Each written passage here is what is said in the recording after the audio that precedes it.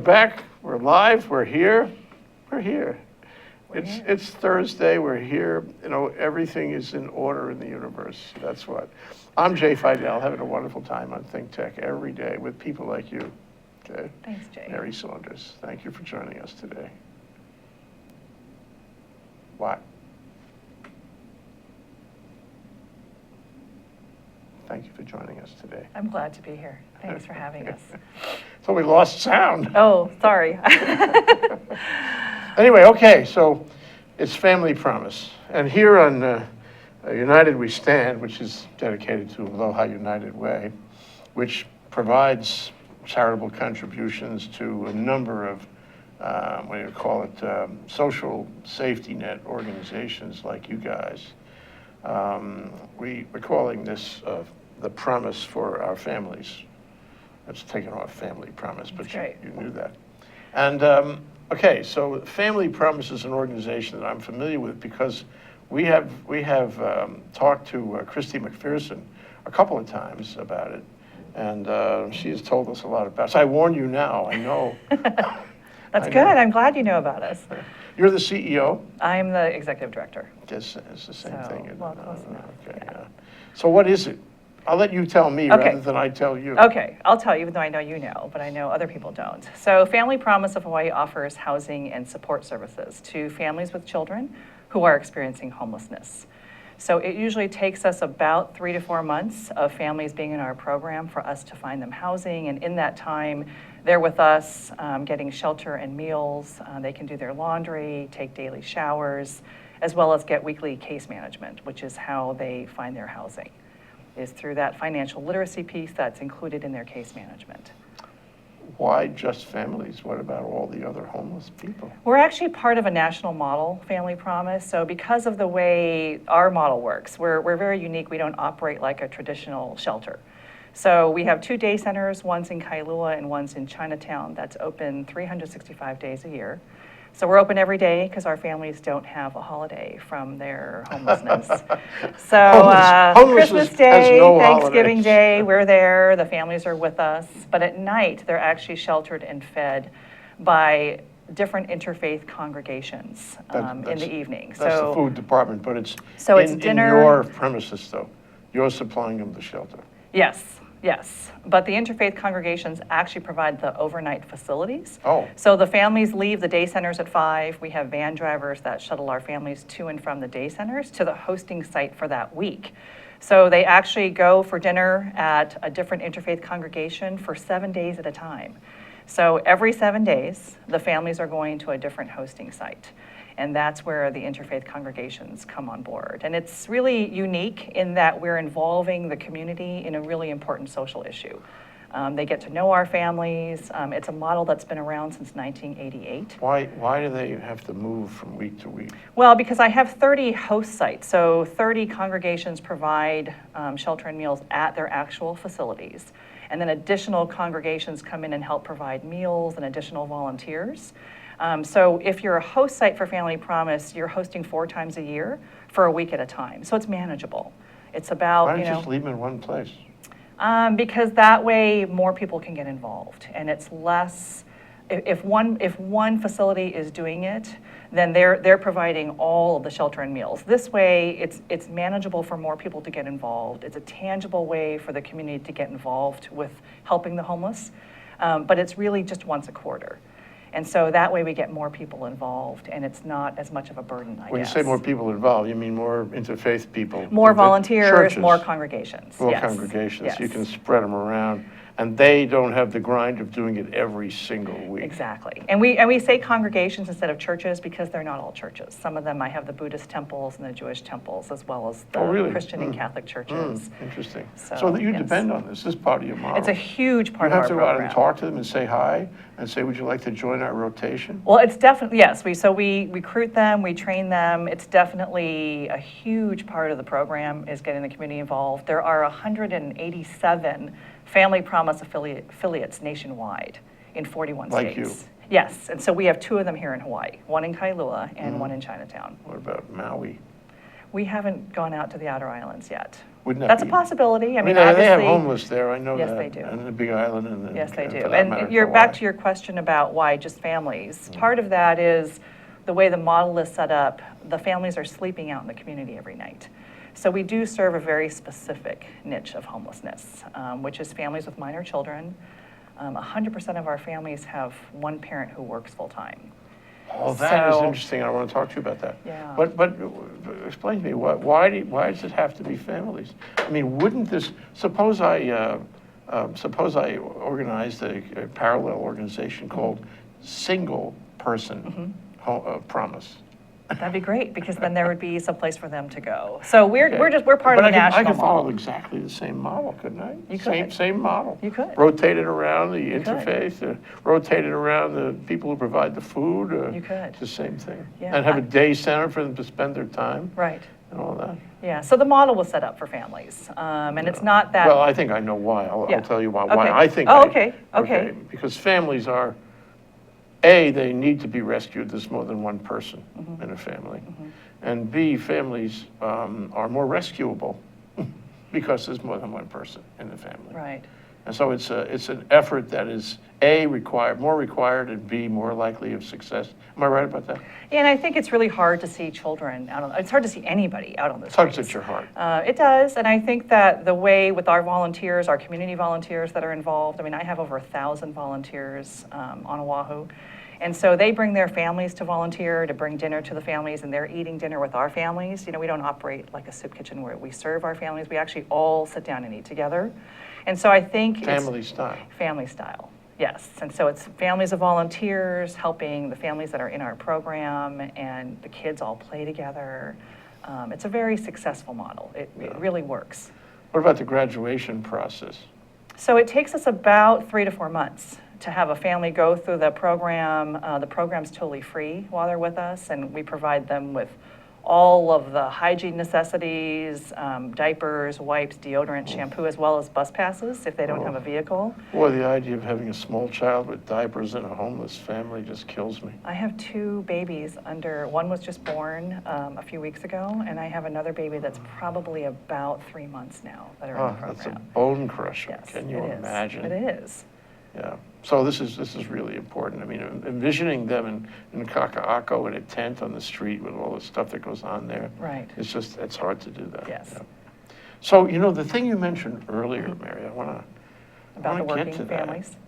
Yeah, the working family. Yeah. I don't think people realize, but we talk about it, Mm-hmm. is that you can have a working family that's homeless. All of our I mean, families conceivably, are working. all your families work? 100% of the families in Family Promise have at least one parent. Is that because you require it? We give preference to families that have one parent that has some employment or source of income, because without the income, how do you get housing? They don't have a chance you have to have of some source of graduating. You income. need that to believe Yes. in their graduation. So we've had families come in where they've had a part-time job, and then through their case management, we help them get a full-time job. We have parents who work multiple jobs because, the minimum wage is $7.75 now, and if you're making under $10 an hour and you've got a family to support, that's multiple jobs. So that's either mom and dad working or one parent working several jobs. It's actually just like a regular family. in It is Hawaii. very much a regular family. It's a regular family, it's just they don't have enough bread to pay the rent, that's all. Right. That's the only Right. difference. Right, so they've had some kind of snag, they've had something happen, whether that's, a medical condition come up or a job loss. cash. And they just need that extra help, getting over that. We have some, help with rental assistance at times for families, because many families have to have the security deposit. I have a problem. Plus with it, first though. month's rent. I'll tell you my problem. So they had the jobs, they slid down the slope, they didn't have any savings. Right. They couldn't pay the rent in this whatever place they were at. They wound up on the street, terrible. And you found them. Right. God bless you for that. So the question now is, you want to graduate them, you want to put them back. When you send them back, they're going to have the same minimum wage jobs. They're going to have the same problem. They're going to have no cash. Even if you give them cash or an allowance or something, it won't be long. We don't give before- them cash or an allowance, but I'm glad you asked that you raised that It question. could be the same situation all over again in 6 months. Yeah, I'm glad you say that, because we have a very, very low recidivism rate. I mean, Why? it's less than 5%. Why? The amount of time they're with us, which is about 3 to 4 months, that's about the time it takes us to find appropriate housing that they can actually afford. We work with them on budgeting, that financial literacy piece, that's part of their case management. The families give us their monthly bank statements. They give us all their pay stubs. So part of the reason why the program's free. You should not to free, throw their money away.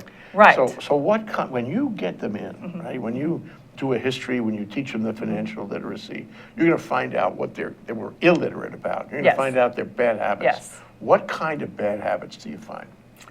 I think it's typical. You were saying families are a lot like every other family. It's, high debt maybe, or, they've never really learned how to budget.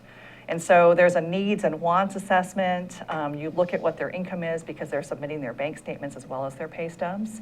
And so it's about teaching them lifelong skills on budgeting, on income and expenses. And Not for to throw some money people, it's away a on novel silly things. idea. Right. Because our goal is for our families to stay housed long term, not just to get them out of the program, but What about really to keep them bankruptcy? housed. We don't have very many families that have had to go through bankruptcy Well, I because they just don't wonder, really I mean, have much. if a family, they haven't seen you yet, right? They're out there, they have their minimum wage jobs, they have an apartment they can't afford, or maybe a house they can't afford. I mean, entirely possible, lose their equities, the same Possible, result, yes, they yes. get evicted.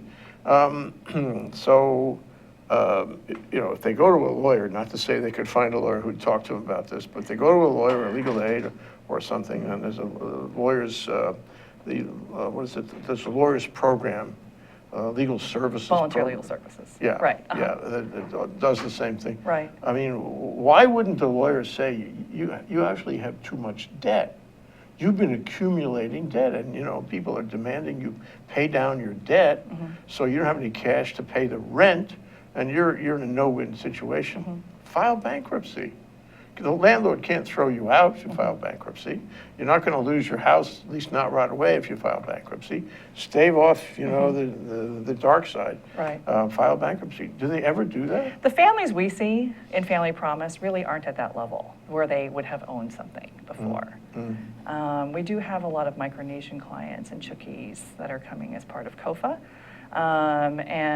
They're hard workers and they're very family oriented, but a lot of them have come for medical reasons or just to get services here that they can't get at home.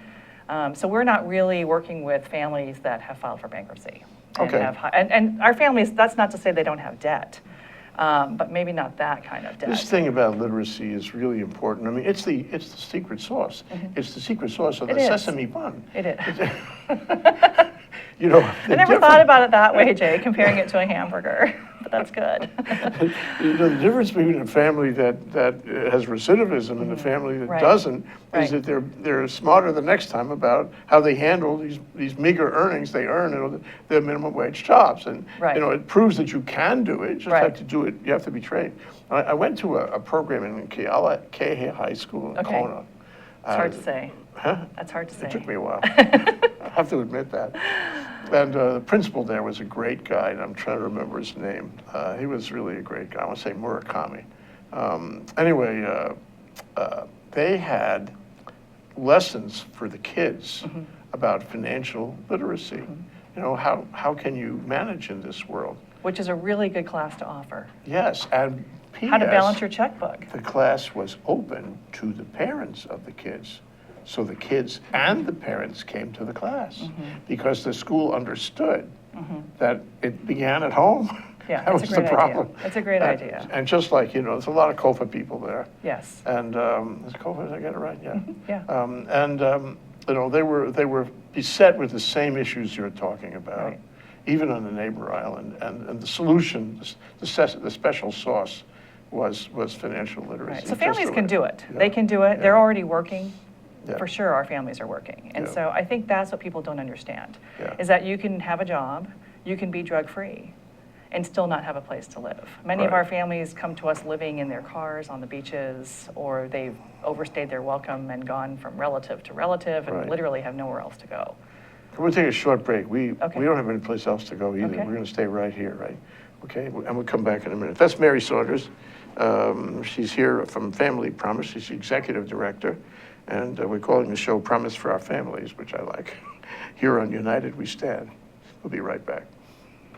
Aloha, I'm Keli'i Akina, president of the Grassroots Institute, and host on Ehana Kako, a weekly program on the ThinkTech Hawaii broadcast network.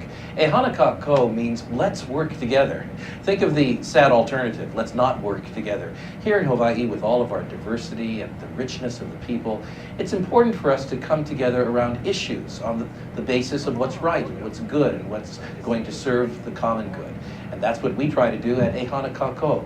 Every week we interview movers and shakers, people in government, business, and other sectors of society to talk about how to create together a better government, economy, a better world here in Hawaii that can bless the rest of the world. I thank you for your attention to ThinkTech Hawaii, and we look forward to seeing you every Monday, 2 to 3 p.m. on the ThinkTech Hawaii broadcast network. We're Ehana Kako, and we wish you well. Aloha. Okay, we're back. We're live. We're here with Mary Saunders, and she was at the bar dinner 2 weeks ago at the, where was that now? The convention center. Yes, I was sitting at the next table over Big deal, from you. yeah, right behind me, yeah. And ThinkTech made a movie about the State Bar Association, the living legend lawyers, the 3D lawyers. It took us a year to make this movie, and it was really great. It was Everybody good. liked Well it. I done. think a lot of nice comments about the old guys, Yes. you know, very touching. Some of them are really, really, really old. Yeah. And the interesting thing is that now, next week, we are making a movie about making the movie. That's how good That's it good was. because it took a year, right? 1 week it takes. Yeah, we put them on OC-16. Oh, okay. This will be our movie for next week. And then I suppose after that, we could actually make a movie about making the movie about making the movie. But that'll be shorter. You get out Gotta as keep long it as going. you can. Anyway, so, so we run in the same circles, and we know a lot of the same people. Yes. And I guess that's what brings me to my next area of inquiry. Okay. How'd you get into this?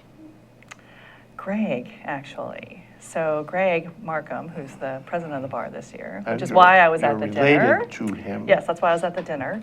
So Greg used to be on the board at Family Promise of Hawaii. So at the time, I was executive director at the Rotary Club of Honolulu. So I was at a different nonprofit. And Greg was on the board at Family Promise, and they were filling this seat. And actually, there were a couple Rotarians on the Family Promise board. So it was a nice transition for me. But a different area to get involved in. And it was, a great time, too, because there's a lot going on in homelessness. It's literally It's on the an industry. news every day. Well, it's on the news every day. You really can't get away from it. So when I talk about it, too, I think I like to remind people that the face of homelessness is also that of a child now. That children and families are I also saw homeless. your, where did I see this? Oh, yeah, I saw this in our Global today that Mm-hmm. Nick Sexton sent out, and it was a picture of a child Mm-hmm. looking through a round. Oh, right, And yes. That was really touching. Yeah, that's a picture on our Facebook page. Yeah, Yes. knockout picture. Yes, and It's so all about those kids. pictures of kids are actually, children that have been in our program, that have graduated, and they're living in homes now. Yeah. Earlier this year, we had a little boy, when he was moving out, he was so excited, and he was kind of jumping up and down when they were moving out, saying, I'm going to have my own closet for the first time in my life. And you don't think about things like that, that he'd never had a closet of his own. I think about it. You want to know what I think? What do you It's think? terrible. Yeah, And you know what else? It's taking much too long to fix this problem, not only here but elsewhere. right. And we have to do sweeping change. This is it's kind of, it's so awful that it requires systemic change. Yes, it does. And, we talk about your program Mm-hmm. and how you have day centers and interfaith evening arrangements and people who handle meals. It's all a very good model, but it's what do you call it, symptomatic. Mm-hmm. It deals with the symptoms, not the disease. And the disease is not in them, the disease is in us. The disease is in our community that doesn't offer them a life. And we have to change things dramatically. to Oh, yeah, offer them and a the life. income disparities are growing. They really are. I know. So, I think people are always shocked, as you were this morning, to hear that, our families are all working. So, they really are. They're all working really hard. What's So wrong with this many of picture? them I work. work, but I Right. can't live. It's making a living Something wage. is wrong. Right, and affordable housing. Yeah. Is So a it's big both issue. of those things, isn't Right. it? Yes. And I don't know, making and people talk about raising the minimum wage to $15 or Mm-hmm. whatever. You can raise it to $50. I'm not sure that's going to solve the problem. You have to have an economy that can support that. You don't want to put the moms and pops out of business. Right. So you have to find a way to train them, to raise the level of the service industries so they can legitimately make more money. And of course, the issue is complicated, right? So there's families, there's singles, there's vets. There's not one solution for all of it. So it is really complicated. Yeah. You know, the issue of solving homelessness. Yeah. How do we go about doing that? That takes me to my next question. Okay. These are great questions, by the way. Who's in charge? Of who's in charge of? Homelessness. I think we all should be responsible. Who's in charge? In the human condition, somebody has to be in charge to get anything done. Who's in charge? I mean, I really think that obviously, you know, the federal government has to sort of lay out what the mandates are going to be. Is it doing that? I just came back from a conference in DC for the National Alliance to End Homelessness. And I know that there's a lot of people out there working really hard. I think that there's definitely more that has to be done. And I really do believe, though, that it's a community issue and that collaboration is really important. Last year, we became part of the Hawaii Community Foundation's Housing ASAP program, Good. which is 8 nonprofit organizations here in the state of Hawaii. So it includes the outer islands as well. And it's really bringing us together as a network of change agents to try to strengthen our own organizations and what we do, serve more people, and to try to come together as a network and see what we can do collectively. And I think that, you know, collaborating and partnering with people, it's part of what Family Promise does anyway, just because we have to partner with our... But you have more people now. Right, yes. And so but is there an arrangement where somebody in that collaborative group is the leader? Well, Hawaii Community Foundation brought the group together So that makes and it got the the leader. funding for it. For this program, The yes. funding agency would be the leader. Well, there's several funding streams that came for the Okay, program, right, right? And it's okay. just that it went through the Hawaii Community Foundation. So Yeah. we were happy to be a part of that and to see what's being done and what we can do better and how we can serve more people. And so I think that, you Still know, symptomatic. yeah, So I'm going to make you the leader right now. that's You're a the big leader. job, Not for the Jay. country. I don't think I want we can't that get job. really crazy. Just for the state. Oh, gosh, that's You're a the huge leader job. for the state. Well, and of I course, the empower governor's you. just elected a new, you know, coordinator on homelessness. Oh. Scott Morishige took Colin Kippen's place, Uh-huh. and Scott was at Focus before that. That's a coordinator job. Yeah. A coordinator assumes that he's not really actually going to lead, but he's going to coordinate other people. Well, Scott actually was part of, you know, Partners in Care. We meet monthly, which is all the state homeless providers. So we get together monthly. Scott, who's the new coordinator on homelessness, comes to those meetings. He came when he was part of Focus as well. But that's about us, you know, all of the homeless providers coming together. I'm going to promote you over him Okay, for the next 20 minutes. okay. You are going to You're be, making me the leader, aren't you? You're the leader. So That's we have a scary special thought. process It's a big here. job. Yeah, what would you do? I give you unlimited funds. Unlimited funds. I give you unlimited power and discretion. What do you do? Solve it for me. Well, I would get more places for people to go, more housing. That's just symptomatic. Well, What about- I mean, what because about- I think services can come with that. I mean, I think that, and it depends on which area of homelessness we're talking about, because there isn't one solution for all of them, right? I mean, there are vets that have PTSD. There are people who are mentally ill living on the streets. Talking about the society, how do you, I give you the power to change society. You never had this experience Yeah, that's before. a big This could question. make your whole day. Yeah, Yeah. You should everybody have a big lunch, after this. yeah, I would have wanted more time to mull that over. That's Yeah. I mean, it really is a big question, though. I mean, what would you do to solve it? Yeah. I don't think I have the answer for that, because I think it's different levels of things that have to happen. It's big, and it requires, I think, everybody, really. Yeah. I mean, if we're talking about the big changes, then everybody would have to think differently and go about things differently. Yeah. Well, I mean, in Europe, in Germany, I'm really touched by the fact that they have a program like foster children, and they pay families to take in homeless. And families do take in homeless in the home and give them a bedroom. Like the foster care system then. Exactly, Yeah. and they get paid, they like the money, but it's not that much money. And they bring people in, people they don't know, people who might be threatening in some way, but they bring them into their home and they love them. Although those people have make to a be family. willing to go in too, right? I mean, it's just like. They're people have happy to be- go in. It's the old folks who agree to take them that are really the remarkable, human experiment here. That doesn't happen in the U.S. You think it could? You think it could happen in Hawaii? I think anything's possible. I do. I think anything's possible. I mean, I think Hawaii. Could I see people bringing people into their homes as if they're foster parents? I could see some people doing it. I don't know that there'd be enough people to do it, to get everybody that we have living on the streets and beaches into something like that. But I think anything is possible. I think it's worth a try. If we all did it, if we all did foster homeless arrangements, nobody is. Okay, well, if we all did it, then it would all work. did it, if everybody in the state was willing, right? Take a few $100 a month, take care of somebody, feed them and all that, we wouldn't have any homeless. By definition, we wouldn't have any homeless. And even those cases that you say have become mentally unstable, many of whom became mentally unstable because they were homeless, or went on drugs because they couldn't stand the pain of being homeless. That would, over time, that would resolve, and we'd have, if not 100% solution, a very high 90s. But then what would happen in terms of, is that long-term? I mean, are they with you forever, or do good you help question. them get Good back on their feet? Yes, we'd be back on the feet, go to school, get trained, and figure out how to do financial management, budgeting, all that stuff. I'm here to help you. In loco parentis, what I know, I will teach you. I will make you part of my family. Which is similar to what we do, right? Because It we is. bring families in. Yes. We can't take everybody.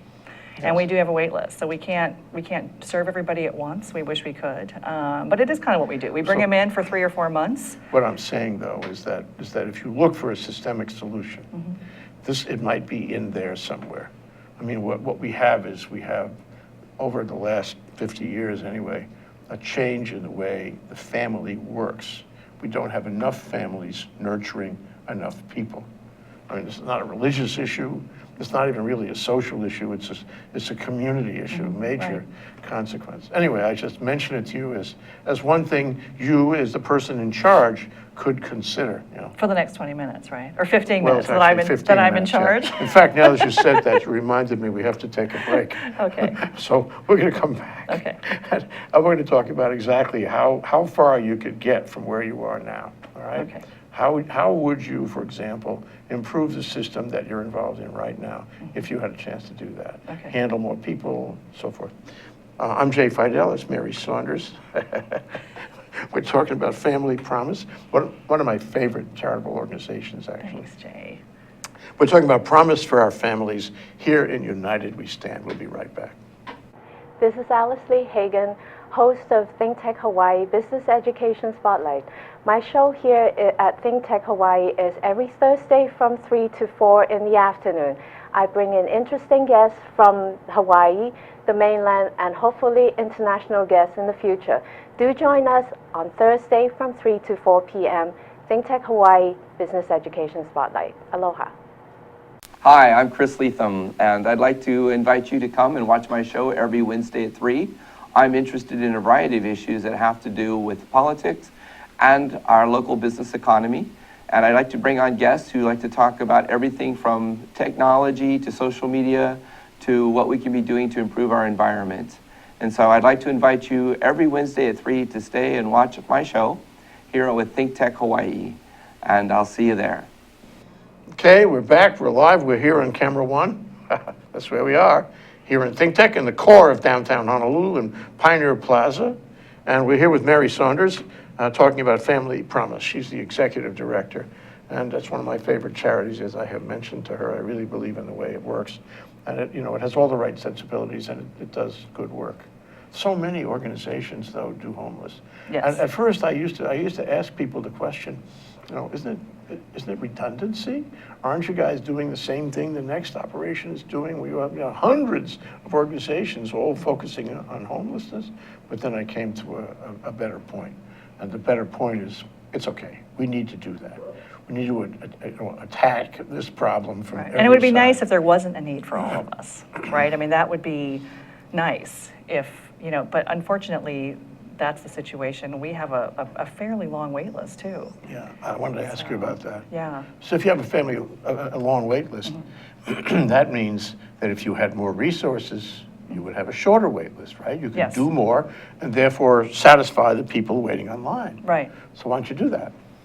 Well, for us, with the model being that they are sheltered and fed at night out in the community by interfaith congregations, that for us would mean to bring more families off the wait list. What we did in 2010 is we created a day program in Honolulu because our day center is in the Kukui Center. So we have a pretty large space. And so to utilize the space better and to serve more families, we started letting in about 25 more individuals at a time that have full access to the day center. That's shelter, meals, showers, Same laundry. space, more people. Same space, as well as weekly case management. So some of those families have been able to get housed before having to come into the overnight program, and that's great. It's also a good way to see if a family is going to be a good fit for the overnight program, because like anything else, it's a program. And so there are rules, there's curfew. And so, if families can't show up for their case management appointments when they're in the day program, it's probably not going to work out for the overnight Yeah, I program. want to talk to you about that. But first, I want to talk to you about whether you're maxed out in dealing with the number of interfaith organizations. For example, could you get more churches or other charitable places? Yes, and we're always And if trying. you could, We're always trying. How many do you have now? How I many have do you want? 60 60. that participate, and 30 of those, so That's a half lot of of management, them. isn't it? It is, it is. It's a big piece of the program. And then half of those actually provide shelter at their facilities. So we call them host congregations. And so half And of the them do. congregation gets involved. They do. They're So it's a very commitment involved. on their part. It is. I mean, not they're to with be our taken families for a lightly. week. They form relationships with our families. We let them know when a family's gotten housed so that we can all share in the success of that family, because chances are they've seen them. You know They've what had you them. could do? You could insinuate into that process the European process. You could say, look, if you like a family, Take if them you in. take them in. We'll compensate you or find a way to compensate you. But why don't you make them part of your family? It's just it's not really a family, but it's Yeah. a family that will help We've had them. volunteers become landlords Yeah. and employers to our families, which is always great too. Yeah. So that's one of the things that we're trying to tap into this year, because that group is such a large stakeholder group for us, Yeah. is trying to find more resources in terms of housing and employment. But you might be able to achieve it wouldn't be a foster family. Ooh, there's an interesting name too. Foster family. Foster a family, yeah. Foster a family, yeah. I mean, you might find, well-meaning individuals within your existing congregation. Right, because they already who might- are. I mean, they're already Yeah, committed just to the one program. step further. They're already I like really- you a lot. I want Yeah. to spend my dinner time with Yeah. you. How about coming home That hasn't too? happened yet, Jay.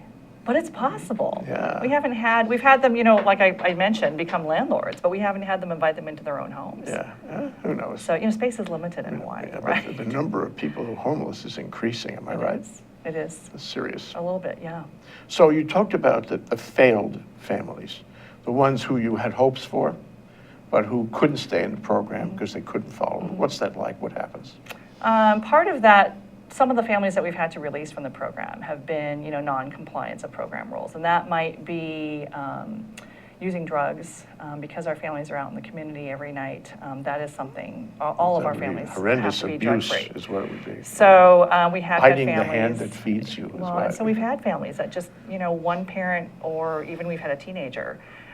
We do randomly drug test our families, and so let's say a father is, caught smoking pot, and so we drug test him and he tests positive. So we will release the father because we have to, and then we offer the mother and the children to stay in the program, and oftentimes they do So that's stay. still a family for you. It is. It's still It's a a single family. It's family- still a family. single-parent family. We've had, DV victims come into the program with their abuser, and we didn't know that at the time. And then through their case management, that can come out, and then we'll release the abuser and keep the mom with the kids. And so a couple months ago, we actually had a mom who finally admitted that her husband had been abusive to her since she was pregnant with their first child. And so she took out a TRO on him. We released him from the program, and she said she would never have been able to leave him if she hadn't been You in the gave program. her the structure. Well, I mean, she had the support services in place, Yeah. and she had a place to Yeah. go, and Yeah. she was able to feed her kids and do all that while she figured it out. Yeah. By the way, by this time, you probably figured out what DV means. It's not distinguished visitor. Sorry. It's domestic violence. Yes, yeah, sorry. But you know, you're so easy to interview because you come up with a stream of thoughts and you always offer me something to take it to the next question.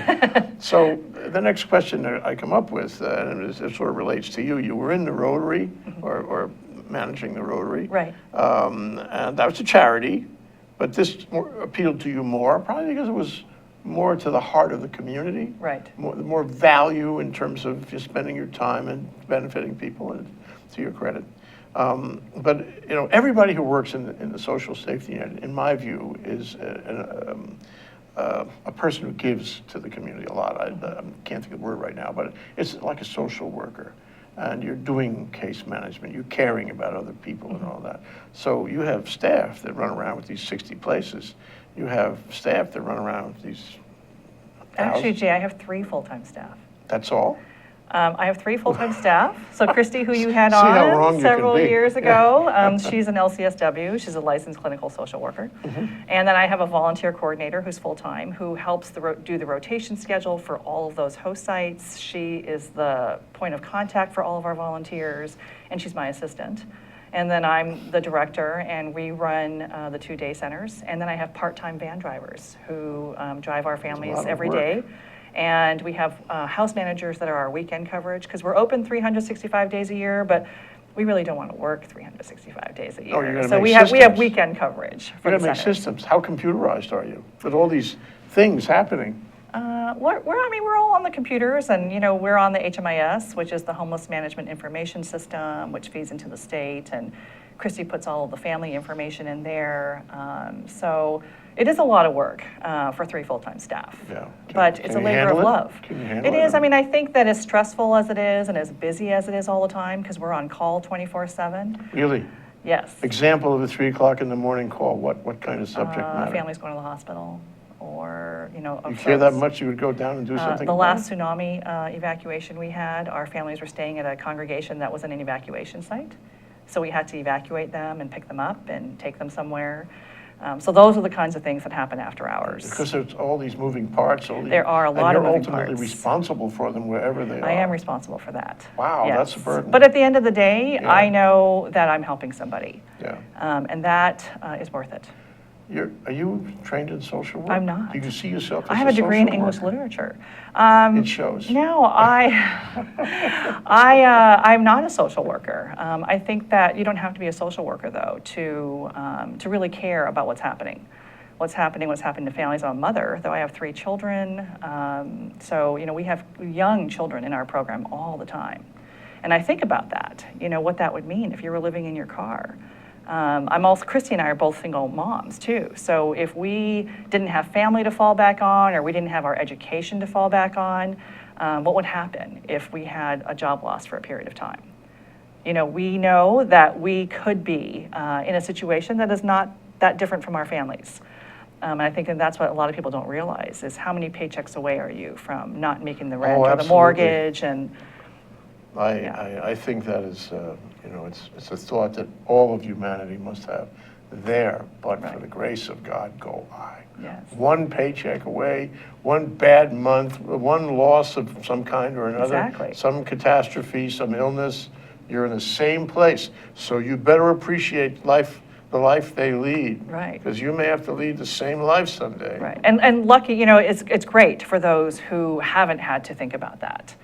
But I think that people have, you know people, neighbors or friends or relatives that have been touched by poverty in some way. You know, in that HSB, I think it was Mel Sun, he's talking about homelessness.